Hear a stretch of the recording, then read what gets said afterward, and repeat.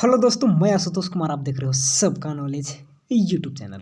Open economy macro economics chapter finish कर दिए। पढ़ना आपका काम आता है। 3 वीडियो बना है, चैप्टर को कंप्लीट कर दिए। आप वीडियो देखना पसंद करते हो वीडियो देखिए, नहीं तो नोट्स जो दिए हैं वो नोट्स को कंप्लीट करिए। एक लड़की बोल रही थी, भैया मैंने माइक्रो पढ़ लिया, मैक्रो नहीं पढ़ पाया, क्या करूँ? नोट्स पढ़ूँ, एनसीईआरटी पढ़ूँ? हम उसको बोले कि तुम नोट्स पढ़ लो, तुम्हारा काम हो जाएगा। नोट्स में सारे टॉपिक रहते हैं ना एग्जाम के अकॉर्डिंग, तो आप नोट्स को पढ़ लीजिएगा। और आपका मैं चैप्टर जब फिनिश हो जाएगा, एक चैप्टर बजट बचा होगा, तो बजट के बाद चैप्टर वाइज इंपॉर्टेंट क्वेश्चन मैं दे दूंगा, तो उसको कर लीजिएगा हर एक चैप्टर के, तो वहाँ से कंप्लीट हो जाएंगे। ठीक, ईसा वगैरह बोल रहे थे भैया हर एक चैप्टर को सर हमको दीजिए इंपॉर्टेंट क्वेश्चन, तो बस बजट कंप्लीट होगा, इंपॉर्टेंट चैप्टर, उसके बाद हम कर देंगे। तो आपको open economy macro economics balance of payment, तो इसको कर दिए, तो इसको कर लीजिएगा। ठीक है, तो चलिए क्या बोल रहा है, अदर थिंग्स रिमेनिंग अनचेंज। कोई भी चीज़ को यहाँ पे चेंज नहीं करते, कॉन्स्टेंट रहता है। तो when in a country the price of a foreign currency rises, foreign currency का प्राइस राइज करता है, तो आपका करेंसी क्या होगा? डिवैल्यूएशन हुआ, डिप्रिसिएशन डाउन हुआ आपका करेंसी। डिवैल्यूएशन तो जब गवर्नमेंट करती है, मार्केट सप्लाई से डिप्रिसिएशन, आपका वैल्यू घटा करेंसी का। तो नेशनल इनकम क्या होगा बताइए? नेशनल इनकम क्या होगा? तो यहाँ पे एप्रिसिएशन हो रहा है, बाहर का कंट्री है, तो जब एप्रिसिएशन होता है बाहर का कंट्री का और डिप्रिसिएशन होता है अपने कंट्री का करेंसी का, तो हम लोग एक्सपोर्ट को बढ़ावा देते हैं। एक्सपोर्ट को बढ़ावा इसलिए देते हैं कि बाहर के करेंसी का वैल्यू बढ़ा हुआ है, तो एक्सपोर्ट करेंगे, जितना माल बाहर भेजेंगे तो बाहर से क्या आएगा? पैसा आएगा। पैसा आएगा तो हमारा कंट्री का नेशनल इनकम ग्रोथ करेगा। ठीक ना, क्योंकि मेरा वैल्यू का पैसा का वैल्यू कम है, पैसा का वैल्यू कम है, तो अगर मैं इंपोर्ट करूँगा, बाहर से सामान मंगाऊंगा, तो ज़्यादा पैसा देना पड़ेगा, ज़्यादा पैसा देने का। तो जब डिप्रिसिएशन का कंडीशन आता है, तो हम लोग एक्सपोर्ट को बढ़ावा देता है, एक्सपोर्ट करते हैं, और जब एक्सपोर्ट करते हैं तो क्या होगा? नेशनल इनकम राइज करता है।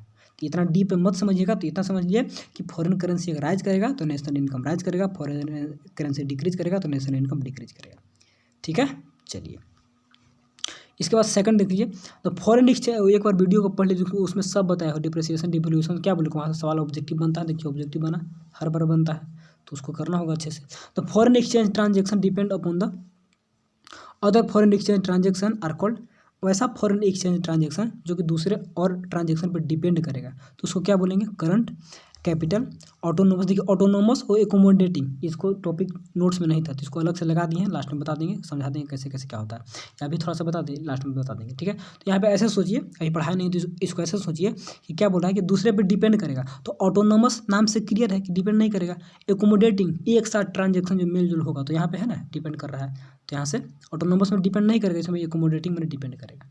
ठीक है, तो यहाँ पे ऑप्शन नंबर डी करेक्ट होना चाहिए। ठीक है, ऑटोनोमस और एकोमोडेटिंग क्या होगा डिटेल में अभी बता देंगे, जस्ट 5 मिनट में तो हो जाएगा वहाँ पर भी। चलिए अदर थिंग्स रिमेनिंग सेम, सब सेम है। When in the country market price of the foreign currency फैल, अब फॉरेन करेंसी का वैल्यू घट गया, ठीक है, तो क्या होगा? नेशनल इनकम क्या होगा? तो सिंपल सा घट जाएगा। फॉरेन करेंसी घट गया तो मेरा करेंसी का बढ़ गया वैल्यू, तो बढ़ गया तो क्या करेंगे? हम इंपोर्ट को बढ़ावा देंगे। इंपोर्ट करने से क्या होगा? उसमें किसको बढ़ावा दिए थे? एक्सपोर्ट को। यहाँ पे इंपोर्ट करेंगे, बाहर से सामान को मंगाएंगे, तो पैसा कम देना पड़ेगा, क्योंकि मेरा वैल्यू बढ़ा हुआ है। 50 रुपये में काम मेरा हो जाए $1 का, ठीक है, क्योंकि वैल्यू बढ़ा हुआ है। वैल्यू घटा रहेगा तो ज़्यादा देना पड़ेगा ना, तो इसीलिए तो यहाँ पे क्या करेंगे हम लोग? किसको बढ़ावा देंगे? यहाँ पर इंपोर्ट को बढ़ावा देंगे, तो क्या होगा? फैल घट जाएगा। ठीक है, फॉरेन करेंसी के बढ़ने घटने से देख रहे हैं कितना अपना कंट्री में फायदा होता है, तो ऐसा बात होता है। ठीक है, जिसको बढ़ावा देते हैं ना, उसके उसी के अनुसार नेशनल इनकम ग्रोथ करेगा ना, पैसा आएंगे, उसी पैसा से यहाँ पर इंफ्रास्ट्रक्चर वगैरह सब डेवलप होगा। देखिए फॉरेन एक्सचेंज रेट, और सोचने में थोड़ा सा गजब लग रहा है कि फॉरेन करेंसी बढ़ने से हमारा इनकम बढ़ेगा, फॉरेन करेंसी का वैल्यू घटने से हमारा, तो होगा ऐसा ही होगा। ठीक है, फॉरेन बढ़ेगा तो आप वहाँ से पैसा लाने का कोशिश करिएगा ना, तो यहाँ ग्रोथ हो जाता है। अपने आप को रोकिएगा तो नेशनल इनकम ग्रोथ वैसे नहीं होगा। इंपोर्ट करिएगा तो ज़्यादा पैसा देना पड़ेगा, तो हो नहीं पाएगा, नेशनल इनकम डिक्लाइन कर जाएगा। ठीक है, इसीलिए ऐसा होता है। चलिए वैल्यू घटा हुआ है तो कैसे क्या होगा? तो फॉरेन आपका वैल्यू, एक सेकंड, ठीक है, और इसमें क्या था? इसमें क्या था? इसमें आपका वैल्यू बढ़ा, आपका करेंसी का वैल्यू बढ़ा, तो आप क्या करिएगा? अब इंपोर्ट करना स्टार्ट करिएगा। इंपोर्ट करिएगा तो यहाँ से बाहर से मंगाइएगा, तो पैसा आपका बाहर चला जाएगा, पैसा बाहर चला जाएगा। ठीक है ना, तो नेशनल इनकम आपका फेल कर जाएगा। तो बाहर के करेंसी पे यहाँ डिपेंड करता है। ठीक है, क्योंकि हम लोग एक्सपोर्ट और इम्पोर्ट को बढ़ावा देते हैं उसी के अकॉर्डिंग जैसा पैसा का वैल्यू होता है। चलिए foreign exchange transaction which are dependent on other transaction, depend करेगा in the balance of payment, तो हो गया एकोमोडेटिंग, कोई दिक्कत नहीं। चलिए ऑटोनोमस तो नो डिपेंड होगा ना। चलिए इंडिपेंडेंट, देखिए इंडिपेंडेंट जो डिपेंडेंट नहीं है, ठीक है, तो यहाँ पे क्या हो जाएगा? रिपीट हो गया, तो इंडिपेंडेंट जो डिपेंड नहीं करेगा, तो कौन? ऑटोनोमस डिपेंड नहीं करेगा, नाम से क्लियर है ना। चलिए यहाँ पे देख लीजिए क्या बोल रहा है कि what is the cause of the devaluation, value को घटना of the any currency, country का करेंसी का वैल्यू का घटना। क्या कारण हो सकता है? Increase in the domestic inflation rate, महंगाई यहाँ पर बढ़ने के कारण भी हो सकता है। ठीक है, इसके बाद domestic real interest rate less than the foreign interest rate, इसके कारण भी। और much increase in national income, national income बहुत ज़्यादा बढ़ने से भी होता है।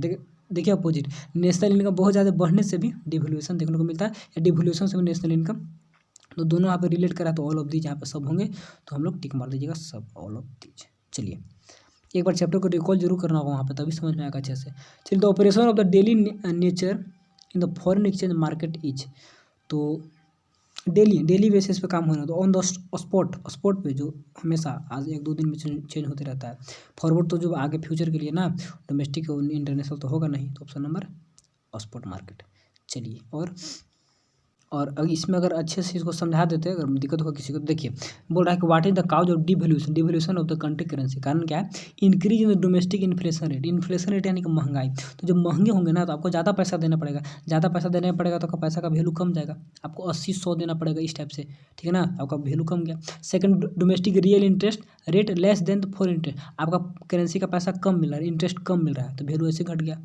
ठीक है, और much increase in national income, बहुत ज़्यादा बढ़ने से महंगाई बढ़ गया, तो महंगाई बढ़ने से घट जाएगा। तो इस टाइप से रिलेट करके पढ़ेगा तो समझ में आ जाएगा, लेकिन बिना चैप्टर पढ़े नहीं समझ आता है। चलिए 7th नंबर क्या बोल रहा है, दिख गया। क्या बोल रहा है? On the operation of the future derivative in the foreign exchange market. देखिए फ्यूचर के लिए बात कर दिए थे कि फॉरवर्ड, ठीक है, तो फ्यूचर में अभी तय हो जाता है प्राइस, फ्यूचर में उसको हम लोग सेटल करते हैं, मतलब कि डन करते हैं, तो ऑप्शन नंबर यहाँ पर फॉरवर्ड मार्केट हो जाएगा। Trade visible item between the countries known है, विजिबल आइटम का होगा, विजिबल का सिर्फ, तो किसमें इसमें आएगा? Balance of trade. ठीक है, विजिबल में बैलेंस ऑफ ट्रेड, तो ऑप्शन नंबर बी। ठीक है, चलिए 9th नंबर देख लीजिए। When the import and export of the visible item are equal, the situation is, दोनों बराबर है विजिबल आइटम का, तो क्या होगा? बैलेंस ऑफ ट्रेड में यहाँ पे क्या होगा? Balance of trade. तो import and export of visible item का, सिर्फ विजिबल का बात हो रहा है, इक्वल है, इक्वल। ठीक, तो situation is balance of trade, balance of payment, surplus, deficit, तो यहाँ पे क्या होगा? बैलेंस ऑफ पेमेंट ही होना चाहिए ना, ट्रेड जब बराबर हो जाएगा तो बैलेंस ऑफ ट्रेड।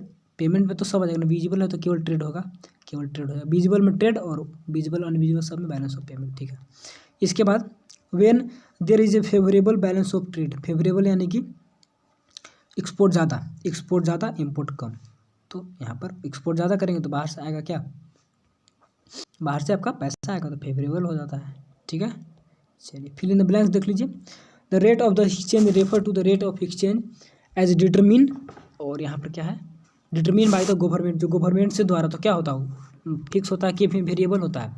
तो फ्लेक्सिबल होगा ना, वेरिएबल तो नहीं पढ़े हम लोग, फिक्स्ड। तो एक्सचेंज रेट गवर्नमेंट द्वारा क्या होता है? फिक्स्ड होता है, और जो मार्केट द्वारा होता है क्या होता है? वो वेरिएबल होता है, आई थिंक। ठीक है, फ्लेक्सिबल उसको बोलते हैं, तो पढ़ लीजिए उसको भी। चलिए, market deals with the such a sale and purchase of the foreign exchange which are the connected today but the implemented sometime, आज कनेक्ट होता है वो इम्प्लीमेंट हुआ फ्यूचर में होता है, तो उसको क्या बोलते हैं हम लोग? Forward market. ठीक है, तो फॉरवर्ड मार्केट हो गया ना, फॉरवर्ड मार्केट में ऐसा डीलिंग होता है। ठीक है, चलिए ये सब नोट्स में है, ऐसा बात नहीं कि नोट्स में नहीं है, तो इसीलिए बोलते हैं नोट्स को जरूर फॉलो करिए, आपका रिजल्ट बेस्ट होगा। देखिए, rate of exchange are also called free rate of exchange, तो किसको यहाँ पे? फ्लेक्सिबल, फ्री है, फ्लेक्सिबल नाम से क्लियर है। ठीक है, तो इसको बोलते हैं। इसके बाद 14 नंबर देख लीजिए। द बैलेंस ऑफ ट्रेड या फिर बैलेंस ऑफ पेमेंट क्या होगा देख लेंगे। The difference between the visible export and visible import, तो बैलेंस ऑफ ट्रेड में विजिबल हो गया। ठीक है, the balance of payment has कितने अकाउंट होते हैं बैलेंस ऑफ पेमेंट के? तो नोट्स के अकॉर्डिंग तो 2 ही ना होगा, करंट अकाउंट, कैपिटल अकाउंट, लेकिन रियल में 3 होता है, current account, capital account and एक क्या होता है उसको? Financial account. तो हम लोग इंडिया में फाइनेंशियल अकाउंट को ऐड कर लेते हैं, किस में? आपका फिक्स्ड अकाउंट में। तो 2 ही पढ़ते हैं, लेकिन 3 होता है रियल में। ठीक है ना, IMF 3 निकाला है, तो हर एक कंट्री को मानना पड़ता है 3 ही होता है। ठीक है, करंट अकाउंट, कैपिटल अकाउंट, और एक क्या होता है उसको नाम हम भी भूल जाते हैं, और क्योंकि 2 ही पढ़े हैं ज़्यादातर ना, तो करंट अकाउंट, कैपिटल अकाउंट, और उसको फिर क्या बोल रहे थे अभी?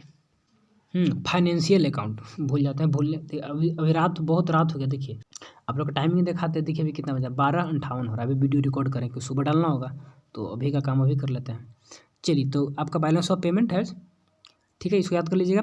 इसका balance of payment is always balance, always positive, always balance ही भर सकते हैं, पॉजिटिव भर सकते हो, कभी भी निगेटिव या माइनस जीरो होता है, लेकिन पॉजिटिव के रूप में ज़्यादातर देखा जाता है। ठीक है, हमेशा बैलेंस, ऐसा क्यों, बैलेंस क्यों, और फेवरेबल अनफेवरेबल कंडीशन, तो बैलेंस ऑफ ट्रेड में होता है, ट्रेड के चलते बैलेंस ऑफ पेमेंट को फेवरेबल और अनफेवरेबल ओवरऑल दोनों बैलेंस ही होता है। अगर चैप्टर पढ़िए उसको अच्छे से बताएं कि आरबीआई कैसे पैसा को लेन देन करके लास्ट में बराबर कर देती है। ठीक है ना, तो उसको वहाँ पर समझ में आएगा। चलिए, एक्सपोर्ट आर द इफ़ यहाँ पर लिखा हुआ है कि इफ़ एक्सपोर्ट्स एक्सीड्स इम्पोर्ट, यानी कि एक्सपोर्ट ज़्यादा करें तो क्या होगा, फेवरेबल, बीओपी फेवरेबल ज़्यादा होगा export. When the exports are equal to import then it is situation of, तो यहाँ पर भी 3 वीडियो है उसको अच्छे से पढ़ लीजिएगा। एक्सपोर्ट आर इक्वल तो यहाँ पर क्या हो जाएगा, इक्विलिब्रियम का सिचुएशन आएगा, इक्विलिब्रियम। ठीक है, the balance of trade includes क्या होगा, ओनली विजिबल आइटम। चलिए, ट्रू और फॉल्स बता दीजिए। द डिफरेंस बिटवीन, यहाँ पर वीडियो वगैरह चल रहा है, ठीक है।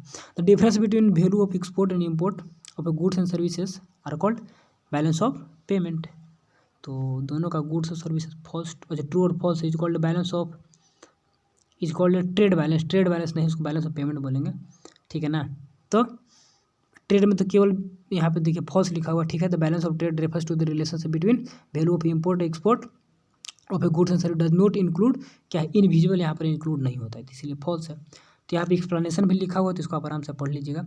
Manage the floating exchange rate is decided by the market force but remains within a specific range has decided by the central bank। देखिए, फ्लोटिंग एक्सचेंज रेट मैंने नोट्स में नहीं पढ़ा है तो यहाँ पर लगा दिया। देखिए, फ्लोटिंग के बारे में आप पढ़ लीजिए थोड़ा सा, तो आपका क्लियर हो जाएगा। देखिए क्या होता है कि floating exchange rate is an exchange rate, वो भी एक्सचेंज रेट होता है, सिस्टम है। ठीक है, that allow the national central bank, यानी कि आरबीआई, ये भारत का हो गया, intervene irregularly in the foreign exchange market, वो इंटरवेंस कर सकती है, हस्तक्षेप कर सकती है। ठीक, and change the direction of currency float और reduce the amount of currency validity, ये आप में यहाँ पर कम बेसी कर सकती है। This is the exchange rate is known as dirty float भी इसको बोला जाता है, यानी कि सेंट्रल बैंक उसमें हस्तक्षेप करेगी। तो सवाल क्या था यहाँ पर, सवाल क्या था, in the floating exchange rate decided by the market force but remains within a specific range decided by the central bank. तो ट्रू अभी देख पाए थे हम लोग। ठीक है, चलिए, the exchange of the foreign exchange rate received over the foreign exchange payment account accommodating the transaction equal to deficit in the balance of payment. तो यहाँ पर एक और हम लोग थोड़ा सा एकोमोडेटिंग जिसको बारे में बोल रहे थे उसको अच्छे से पढ़ लीजिए, तब क्लियर हो जाएगा। ठीक है, आइए तो इसको भी देख लेते हैं। देखिए, यहाँ पे लगाया हुआ है कि डिफरेंस बिटवीन ऑटोनोमस और एकोमोडेटिंग ट्रांजेक्शन क्या होता है, देख लीजिए। तो ऑटोनोमस थी, क्या बोलते हैं इसको, ऑटोनोमस क्या बोल रहा है किसे, the rate are international transaction which are undertaken for profit motive के लिए किया जाता है। The rate are international transaction which are undertake to cover BOP surplus deficit. Balance of payment में अगर सरप्लस या डेफिसिट, यानी कि ज़्यादा हो रहा है और घाटा हो रहा है, तो उसको मैं मैनेज करने का काम करता है। They are the undertaken by the private sector. ठीक है ना, क्योंकि यहाँ पर क्या प्रॉफिट दिख रहा है ना सब कुछ। ठीक है, और they are undertaken by the monetary authority RBI, ये सब सेंट्रल बैंक के द्वारा। They are undertaken irrespective of, और they are undertaken in the singing status balance of. तो यहाँ पर देख लीजिए, they are received on the effect of balance of payment and they are undertake by the seeing a status of balance of payment, a surplus और deficit। क्या समझ, इसके बारे में समझिए थोड़ा सा। दे आर, यहाँ पे क्या बोला कि इसको अच्छे से, they are undertake irrespective of effect on the balance of, ये मतलब ध्यान नहीं देता बैलेंस ऑफ पेमेंट क्या प्रभाव पड़ेगा। और they are undertake after the seeing status of balance of payment, surplus deficit देखने के बाद कुछ काम करता है। ठीक है, तो यहाँ पर प्रॉफिट पॉजिटिव गवर्नमेंट काम करते हैं, यहाँ प्राइवेट सेक्टर काम करता है। ठीक है, तो किसमें, ऑटोनोमस में, इसलिए अपने आप हो जाता है क्योंकि प्राइवेट सेक्टर इसमें करना पड़ता है, कम्युनिटी गवर्नमेंट सब देख कर काम करती है। ठीक है, अब आइए सवाल में, तब आपका समझ में आएगा। चलिए, तो यहाँ पर कहाँ था, एक्सपोर्ट इम्पोर्ट एक्सचेंज, एक सेकंड, मैनेज फ्लोटिंग हो गया था, एकोमोडेटिंग 22 नंबर क्या बोल रहा है। चलिए, तो excess of foreign exchange receipts over the foreign exchange payment, यानी कि रिसिप्ट यानी प्राप्त ज़्यादा हो रहा है, पेमेंट कम कर रहे हैं, on the account accommodative transaction equal in deficits in the balance of payment. तो accommodate transaction equals deficits in balance of payment. Deficits होगा, हम लोग को रिसिप्ट ज़्यादा हो रहा है, पेमेंट कम करो, तो डेफिसिट कैसे होगा, घाटा कैसे होगा, तो फॉल्स, यहाँ पर फॉल्स है इसका। तो exchange of foreign exchange over the foreign exchange receipt over the foreign exchange payment on account of autonomous transaction equals in deficit in balance of payment. तो यहाँ पे क्या बोल रहा है कि आपका इसको यहाँ पे क्या लगा दिया, यहाँ पे लगा दिया आपको एकोमोडेटिंग। ठीक है, यहाँ पे लगा दिया ऑटोनोमस, तो ऑटोनोमस में ऐसा होगा, यहाँ पर तो इक्वल, यहाँ पे तो हमेशा बराबर होता है ना, हमेशा बराबर होगा। यहाँ पर आपका कम बेसी देखने को मिलता है, यानी कि प्राइवेट सेक्टर काम करती है यहाँ पर, तो इसके लिए। ठीक है, तो गवर्नमेंट वाला में नहीं होगा तो फॉल्स होगा यहाँ पर। तो इसी प्रकार से है इसका। इसके बाद 23 the export and import of the machine are the recorded in the capital account of the balance of payment.